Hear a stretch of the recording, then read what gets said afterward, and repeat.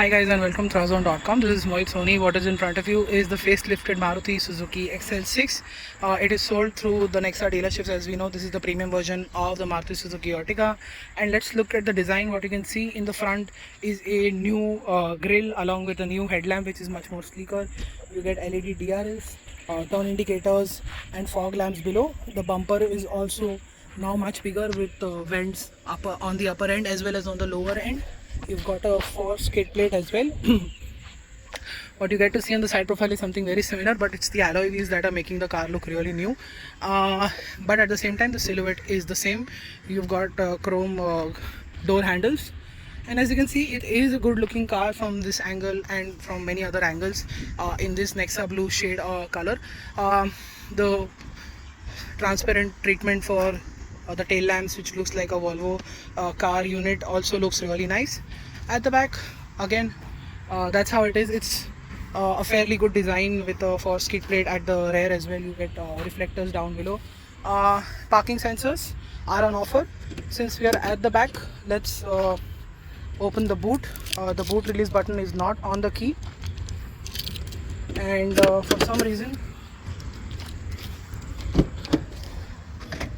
it's not working with the key. I have to go and do it manually. You'll have to do the same. That's how the space is like with all the seats up. Getting the seats down is very simple. Just a flick like this, it drops down. It is a bit hard, but yeah, that's what you're going to get most of the time, because if you're not traveling most of the time with 6 people on board, this is how it's going to be. And it's a very spacious rear design with you can see there are a luggage space area here as well, and it opens in 2 parts, and this has to be mounted quite well. You've got cup holders here, and this is for the toolkit opening area. Cup holder here as well. That's a very large cup holder indeed. Reversing camera is here, and it of course gets a 360-degree camera. Let's go at the back and see. I get very good knee room, leg room and shoulder room as well in this car, which is quite spacious and should be quite good for 5 people on board, as the rear passenger will also get some seating area. 12-volt socket to charge multiple units, and as you can see, the seat is pushed slightly ahead, and this is the backrest, also adjusted quite well to my front driving seat, the passenger seat very precisely. I still have good knee room, good foot room as well, but it's a bit, as you can see, diagonal, not straight. If I have to sit straight, then my knee will pop out from here. And yeah, see, there's a 12-volt charging socket here as well, so you can charge multiple items at the same time. Again, to get out, it's quite easy. Just push, flip, and very large doors make sure that it is very easy than most of its rivals to get in and out of. And the large glass area, there is no sunblind, of course, you can have it as an accessory. And make sure that you are very well equipped with sunlight inside the cabin, because there is no sunroof. This is a modern Maruti, but despite that, it hasn't gotten the sunroof. Height adjustable seat, start stop button, keyless entry and go. Similar instrument cluster as before. You've got cup holders that are hot, can be cooled. Ventilated seats make their way into the Xl6. The new automatic gearbox, which I'll talk about in a bit. This is the screen, which is an all new unit. Works really well. Of course, the size is very small and compared to its rivals, and even by today's standards. But then again, it has Suzuki Connect, Apple CarPlay, Android Auto is on offer, and things are quite easy, as you can see. Hi, what can I do for you? It also has voice commands, so that's really nice. It is showing fuel efficiency figures and the time along with the date and day. IRVM is still manual, and the steering is adjustable only for for both reach and rake. Auto start stop, 360-degree view camera, traction control, and the headlamp leveler is here. You can go through everything via this stock here. There is no button on the steering wheel to do so, which is also a very old thing that Maruti continues to keep. Glove box, small size, not even medium, not illuminated or chilled. You've got, as you can see, bottle holders which do their job really well, and the ergonomics are nice.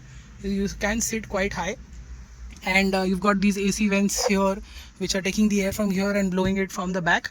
I actually want to show you that. Yeah, that's the switch for the AC. We've sat for a day in this and the AC has been working quite well. Contrast stitching for the leather seats on offer, and yeah, an all black interior just like most Marutis. Still looks quite good, but at the same time the screen could have been better, and at least the dashboard looks quite modern with these lines for the, it looks like a continuous vents for the AC, and ventilated seats are welcome. A large glass area is welcome, and in terms of features list, I told you what is on offer. There is cruise control, automatic wipers and headlamps are on offer, manual handbrake. All three rows get adjustable headrest, which is a nice move in terms of safety.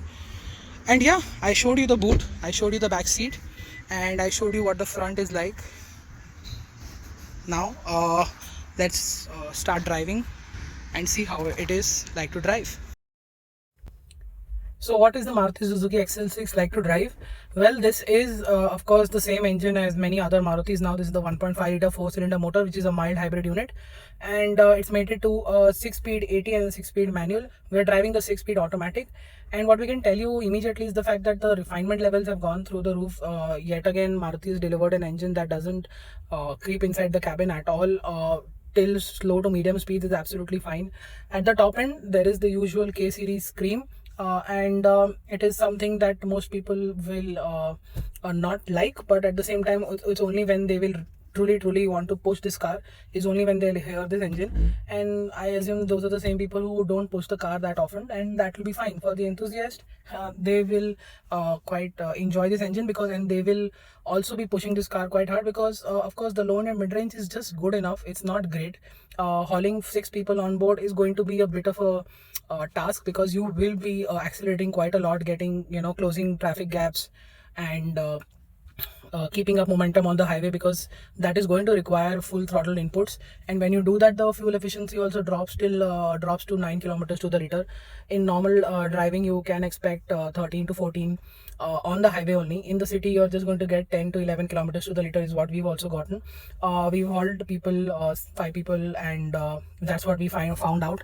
On the highway also, we had to push the accelerator quite a bit to make sure that we can accelerate and keep up momentum, or else you can choose a completely sedate pace, which I think Maruti wants you to do, and get even more fuel efficiency. So on the highway you can expect around 14 to 15, and even if in the city you're not closing gaps and you're just maintaining one speed and not going ahead and not making any progress, then you can also find your fuel efficiency to go slightly higher around the 10 kilometer mark, or else it's going to hover around between 8 and 9 kilometers to the liter.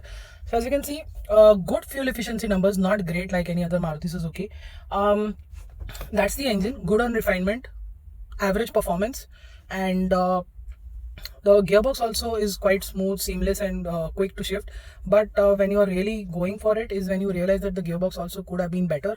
It is one of the best 6-speed 80s in the business right now, but it could have been the best. And that's what the car is all about in terms of driving. The brake pedal also needs some less of a travel that it has right now. It could have done with rear disc brakes. It has drum units right now, and despite that, performance from the brakes is just good enough. Basically, even the body roll is well in check.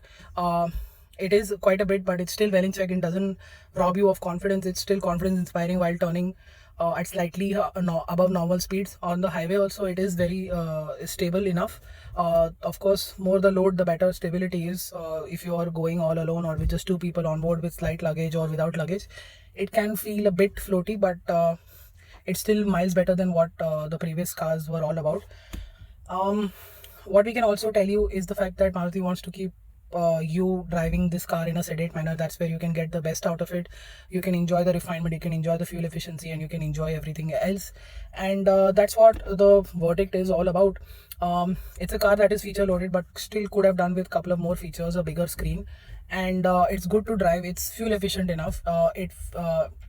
It is safe with the addition of more airbags, ABS, EBD as standard, and the feature list along with most importantly the 360 degree camera along with ventilated seats make sure that it is up to 2022 and modern standards.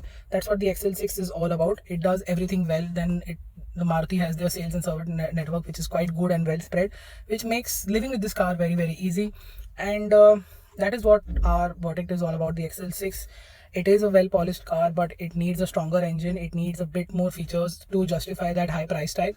But it's the sales and after sales and service that will bowl you over, and that's where your money goes, and it makes it value for money one way or the other. Thank you so much for watching this video. Make sure you like it, share it, follow us on our website and social media for everyday updates. Subscribe to our channel for the next review. Until then, goodbye.